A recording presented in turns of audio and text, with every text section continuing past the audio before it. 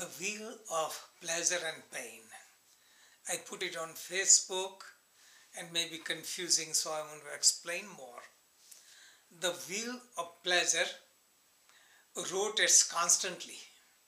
Chakravat parivartante sukhani cha dukhani cha. Just like a wheel, pleasure and pain circulate. Pleasure comes in time, pain comes, again pleasure comes. This is inevitable cycle. Some cycles are shorter cycle, say hourly cycle, could be daily cycle, weekly cycle, monthly cycle, yearly cycle, different cycle. But a general human tendency is people meditate on God, pray to God, or do introspection. Who am I? What am I doing during the time of suffering? And then things turn around and they come in the cycle of pleasure. They get so much caught in the pleasure, they forget being aware, and then they wait until the time comes for suffering, they again remember. So this process continues in a general for most people, that we remember God, do introspection, try to change our life when there is pain or suffering, and then we forget about, we become unconscious.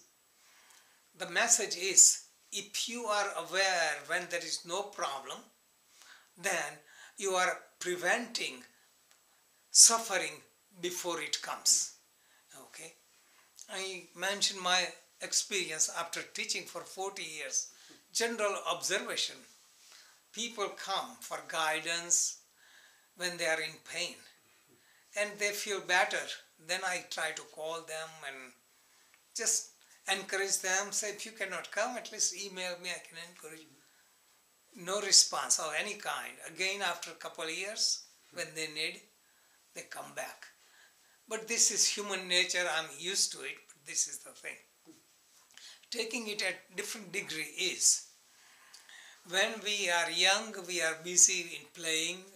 Adult life, we get involved in making a living and being successful, enjoying the pleasure of the world.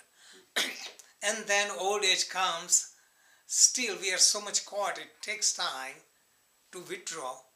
And then real old age comes, suffering comes, physical weakness comes, desires keep on increasing, then people try to meditate. So people seem to become religious when they get older. By any chance, if God granted them youthfulness, they would forget it.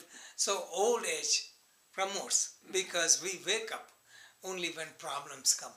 So it is good to wake up before the problem comes. Good example is Buddha. He was a prince, he had no suffering.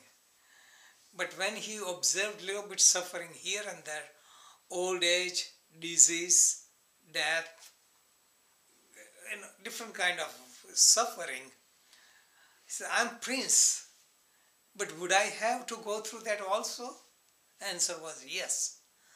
Then he wanted to find the answer ahead of time. So this is waking up ahead of time, awareness. Okay?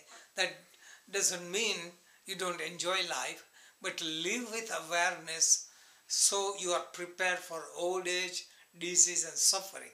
You are gaining spiritual maturity so you can withstand all this kind of ultimate things.